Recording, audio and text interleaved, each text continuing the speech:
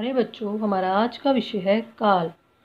काल क्या होता है? क्रिया के जो रूप से उसके काम, किसी भी काम के होने या करने का पता चले, उसे हम काल कहते हैं। काल के 3 भेद हैं: वर्तमान काल, भूतकाल और भविष्य काल। वर्तमान काल क्या होता है? जो अभी चल रहा है समय, उसे हम वर्तमान काल कहते हैं। क्रिया के जिस रूप से उसके वर्तमान समय में होने का पता चले, उसे हम कहते हैं वर्तमान काल। वर्तमान काल के आगे 3 भेद हैं: सामान्य वर्तमान, अपूर्ण वर्तमान और संदिग्ध वर्तमान। अब इन तीनों के बारे में हम विस्तार से पढ़ेंगे।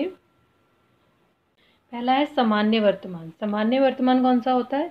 जिसमें क्रिया से ना वर्तमान समय में हो रही है, जो उसके मतलब क्रिया का वर्तमान में होने का जब हम पता चलता है तो उसे हम बोलते हैं सामान्य वर्तमान। जैसे लोग घूमते हैं, बच्चे खेलते हैं, इसमें लोगों के घूमने का पता चल रहा है और बच्चों के खेलने का, वर्तमान में ये क्रिया हो रही है, तो इसे कहेंगे सामान्य वर्तमान।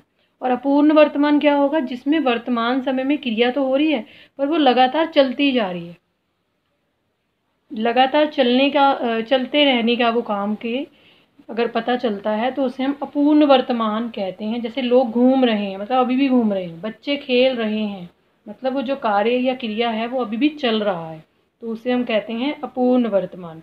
अब पढ़ेंगे तीसरा जो आखिरी भेद है वर्तमान काल का, वो है संदिग्ध वर्तमान।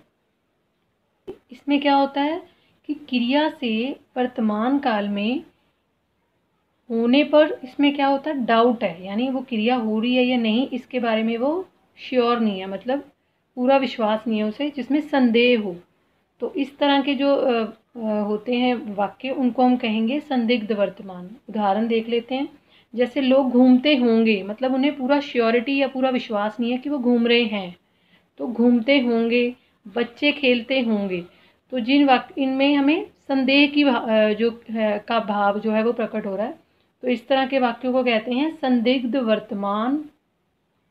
अब हम भूतकाल के बारे में पढ़ेंगे। भूतकाल क्या है? जो बीते हुए समय में काम होता है। कोई भी काम जो बीते हुए समय में, जो समय बीत चुका है उसमें होने का पता चलता है, जिस काम के या क्रिया के, उसे हम भूतकाल कहते हैं। भूतकाल के आगे 6 भेद हैं।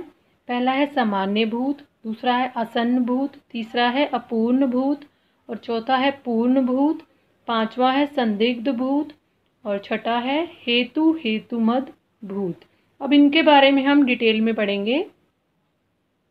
अब हम भूतकाल का पहला जो भेद है सामान्य भूत, उसके बारे में पढ़ लेते हैं। सामान्य भूत क्या होता है? एक तो सबसे बड़ी बात, इसमें जो घटना हो रही है वो बीते समय में हो रही है। ये सब में ही आपको सामान्य रूप से मिलेगा कि ये कॉमन होगा सब में। बीते हुए समय में जो भी काम हुआ है वो सामान्य रूप से हुआ है। जो सामान्य रूप से कोई भी काम हुआ है बीते हुए समय में, उसे हम कहेंगे सामान्य भूत।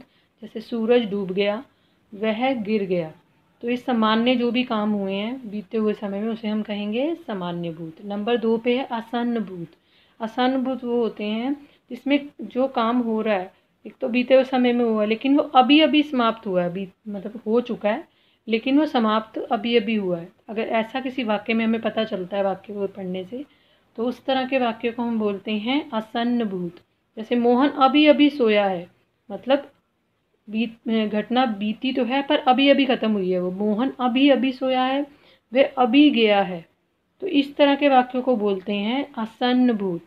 नंबर 3 पे जो है जो इसका भेद है वो पढ़ लेते हैं। नंबर 3 पे हम पढ़ेंगे अपूर्ण भूत। इसमें क्या है कि जो क्रिया है वो हुई तो बीते हुए समय में ही है, मतलब जो भी काम हुआ है वो बीते हुए समय में हुआ है लेकिन वो अभी भी जारी है, मतलब चल रहा था। जैसे कल्पना रो रही थी कि वो काम हो रहा था जो बीते हुए समय में, पर वो निरंतर चल रहा है, लगातार चल रहा था। तो इस तरह के जो वाक्य होते हैं जो काम के लगातार चलते रहने के बारे में हमें बताएं बीते हुए समय में ही, तो उन्हें हम कहेंगे अपूर्ण भूत। और नंबर 4 पे है पूर्ण भूत। इसमें क्या होता है? भूतकाल में मतलब बीते हुए समय में जो काम हुआ है उसके पूरे होने का पता चलता है। पहले वाले में हमें क्या पता लगता है कि काम अभी हो रहा है, पूरा नहीं हुआ है, तो अपूर्ण भूत था। इसमें क्या है? काम के पूरे होने के बारे में हमें पता चल रहा है, तो ऐसे जो होते हैं उन्हें क्या कहते हैं? पूर्ण भूत कहते हैं। जैसे यहाँ वर्षा हुई थी, और अपूर्ण में क्या था? कल्पना रो रही थी। तो नंबर 5 पे है संदिग्ध भूत।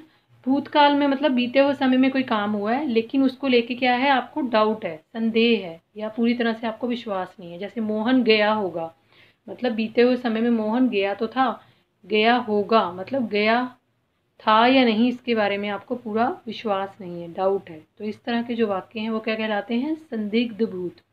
नंबर 6 पे है हेतु हेतु मद भूत। इसमें क्या होता है, इस क्रिया में जो होने वाला कार्य है वो क्या होता है, उसमें कोई शर्त रखी जाती है। जब कोई कार्य किया जाए और उसमें कोई शर्त रखी जाती है तो उस तरह उस कार्य को क्या बोलते हैं, हेतु हेतु मद भूत। जैसे यदि वह आता तो मैं जाता, तो इसमें क्या शर्त रखी थी कि वो आए, अगर वो आएगा तो मैं जाऊंगा, तो इसमें शर्त रखी जाती है जिनमें, उनको हम बोलते हैं हेतु हेतु मद भूत। अब हम पढ़ेंगे भविष्यकाल के बारे में।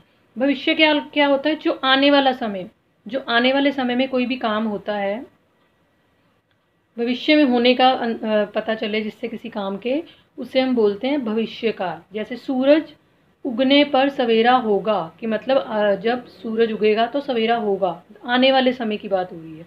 तो जब आने वाले समय में होने वाली क्रिया की बात हो तो उसे हम क्या कहते हैं, भविष्यकाल।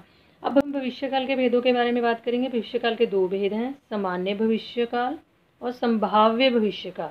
दोनों में आम जो कॉमन चीज़ है वो क्या है कि काल जिसमें हमें आने वाले समय में काम के होने का पता चल रहा है।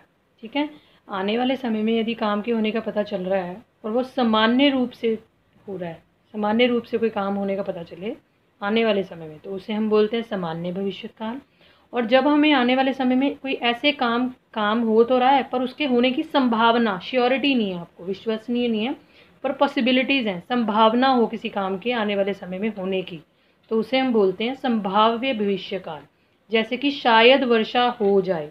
और सामान्य में जैसे मैं खाना खाऊंगा, इसमें सामान्य से बात हो रही है कि आने वाले समय में वो क्या करेगा। और दूसरे संभाव्य में क्या बात हो रही है कि वर्षा होगी, शायद वर्षा हो, संभावना को बताया जा रहा है, पॉसिबिलिटी आने वाले समय की।